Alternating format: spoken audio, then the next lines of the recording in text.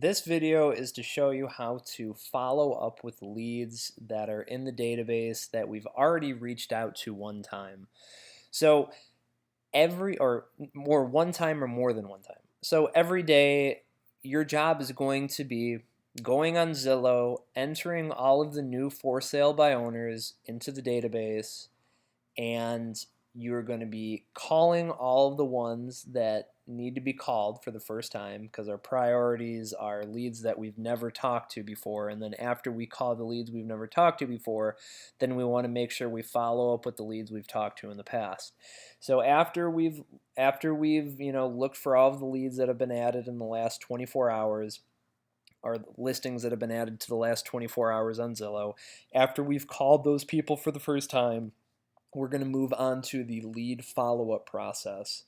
So the lead follow-up process, the first 5 steps were the same as in the last video for calling leads for the first time. So we are going to log into Bittrex using the same method we did earlier, username and password. Make sure CRM is selected on the left-hand side over here. Make sure Leads tab is selected right here. And then we want to select the lead category. Okay, so select the lead category. For the purpose of this video, it's going to be VA potential listings. We're going to do that by clicking in the search bar, making sure all in progress is selected on the left sidebar. Click on the status drop down, and then select the lead category you're going to be working on and click search. So like I was saying, like this says, we're going to click here, make sure all in progress is in blue like it is, and then go to the status drop down bar and make sure that VA potential listings are selected, and then click search.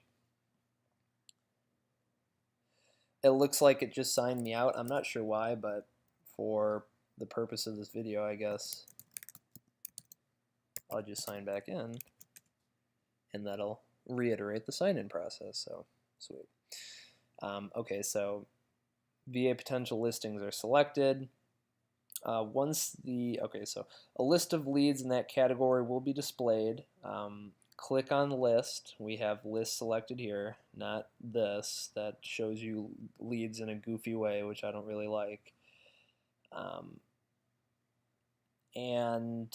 We want to click on the next action date so that the leads are displayed in order of earliest next action dates. So like we said in the last video, we want to make sure that the next action date, we click on this so that leads that are going to be, that action needs to be taken. It's hard for me to say this. Anyway, so leads that need to be addressed within the soonest time frame from today's date are going to be displayed on the top rather than leads that need to be displayed, later on. So if a lead was to, if the next action date was tomorrow, we'd want that lead to be displayed before a lead whose next action date was a month from now, because we want to be addressing the leads that we set a next action date for on the date that we set it. So once we do that, once they're ordered in chronological order from the ones that need to be taken action on soonest down to the ones that need to be taken action on latest, we have an order, and once they're in that order, we want to click on the first lead's name on the list to view his or her information. So we have the next action date set for 6/22/2018. In this video, that would have been yesterday, but pretending it's today, this is the first lead that needs to be addressed rather than the lead that's supposed to be addressed on the 7th of July, or the one that's supposed to be addressed on the 26th of July. So we want to click on this lead's name, John Snow, and once we are in there, since it's been 2 weeks since we've talked to this person, because in the last video I said every time we talk to a person we want to make sure the next action date is set out for 2 weeks from now. We don't know if this person has sold his property or if they've listed it with another agent, so we just need to check on that. So we're going to go down to the address right here. We're going to copy and paste that into a search bar, and we're just going to find them on Zillow. to see what's going on with them. That was a fake address, so pretend we're going to use the same property we've been using in the previous videos. So we're going to paste that address in here. We're going to find it on Zillow. There's other sites, Trulia, HotPads. Go to the one that's on Zillow because that's the most accurate one. Make sure the address we searched for is the address you're clicking on. Open it in Zillow, and we want to see if they're still for sale by owner, or if they've used another agent, or if they sold their property. So once you find the property on Zillow, determine if the property is for sale by owner, everything I just said. If it is for sale by owner, it will say for sale by owner right here above the price. If the property is listed with another agent, it'll say for sale. So just to give you an example of what it looks like when it's listed for sale by an agent, it looks like this. It just says for sale right here. It'll have a listing agent right here, and just like I have in the process right here, this is how you tell if it's listed for sale by owner or with an agent. So if the property has been listed by another agent, we want to change the status right here, the status right here. We want to change that to went with another agent.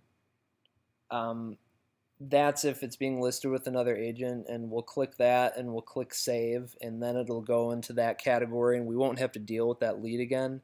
If they sold their property, like if you search on here and let's say we entered the lead on like June 1st, 2018, so we know it was in our database when they're selling by owner, and then it says right here property sold on June 8th, 2018. We know that they got it sold themselves, so we would just put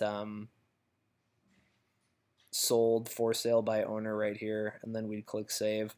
That's our way of getting rid of dead leads, so that we don't have to have a big database of leads that aren't useful to us anymore.